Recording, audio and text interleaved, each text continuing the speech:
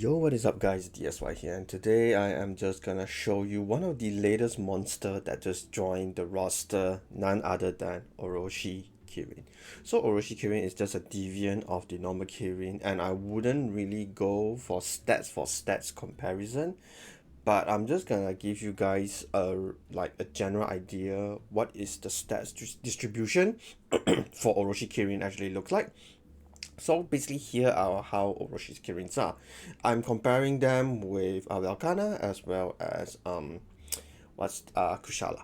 So I'm just gonna look at attack wise only because that's what I'm looking at. Attack wise, it's actually on par with Velkana. It is by no means I would say the best ice monster, but it is the best we have right now because we don't actually have a monster that has full on stats for ice.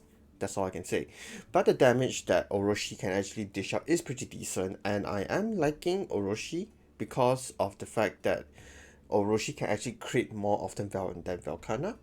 And before one more thing before I actually move on to the build is that Orochi has really good skill sets, not in PvE but only in PvP with a buff that enables anti-skill and an AoE that enables anti-skill as well. Is I would say it's gonna be a meta changer in PvP, but PvE not so much.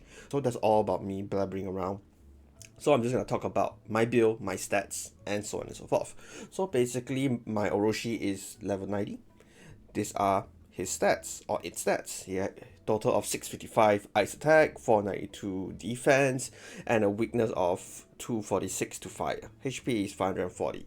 So when we talk about the genes wise, it's more often you're gonna see me playing around with the same genes, just gonna swap them around for some, element related genes.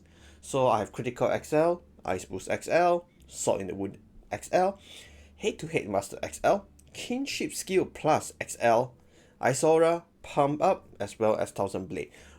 So the most common one whenever I am like making big damage or how you can enable good damage is you need to have bleeding effects. Of course, yes, thousand blade is one of the skills that I opt for. But I actually have another build that I was trying out not using thousand blade. Damage is not there, I'll be honest with you. But if you have a monster that is like an enabler or a monster that is able to inflict status effects, you just keep on swapping out. Like you swap out to the monster that enables those effects and you swap back to your main DPS, you're gonna do big damage, let's be honest. But yes, both builds are viable. So instead of thousand blade, the other build that I tried out was using Oroshi Kirin's AoE skill. I think it's called Icicle Terror.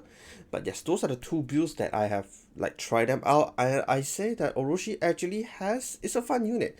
In all honesty, I do like Kirins. Kirins are fast and they crit often. So just because of the fact that they crit often, I like it.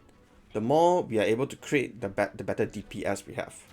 So I believe most of the skills here is very self-explanatory, but the thing that I do like with this build, because Orochi is an ice monster, he actually have kinship skill plus XL, meaning to say that all our kinship will deal way more damage. So it's way much easier to see those big numbers whenever you are using Orochi. And of course, head to head master XL just basically means that we actually generate more kinship when we win head to head attacks. So that is good, it's pretty good. And the last skill that I really want to talk about is Pump Up. Pump Up is like the standard buff skill that lasts for 5 turns, and it's pretty good. You use Pump Up, you use Thousand Blade and you attack, then you Thousand Blade and you attack again. This is like the cycle of how you dish out like good damage in that particular time frame. With all that being said and done, it is actually a good build. It's a fun build. It's just a damage build. But if you guys really want to go for like a sort of a PvP setup, I would definitely recommend for taking out Thousand Blade, putting out the Icicle Terror for the AoE, and I don't think you really need head to head. Sorry, not head to head. Kinship skill plus XL. You can actually swap that out for a little bit more protection. for a little bit more like protection in status effect from the enemy monster if you're playing PvP. But I'm not interested in that, so I usually just go for big damage and see how much damage they can do. And yes, I do like Orochi, and I believe Orochi is a good, I'll say, monster. It's a cool monster.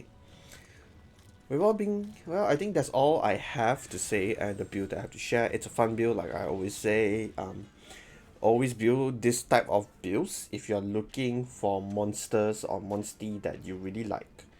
So thank you so much again, guys, for watching. If you guys do enjoy, please leave a thumbs up, and I'll see you guys on the next video. Most likely it will either be a Soulseer Mitsune build, which is usually at 99 damage, or it is gonna be a, what's the latest monster? Elder Frost Gamma. That I'm a bit interested to try out. But yeah, once again, guys, thank you so much, guys, for watching. I'll see you guys in the next video.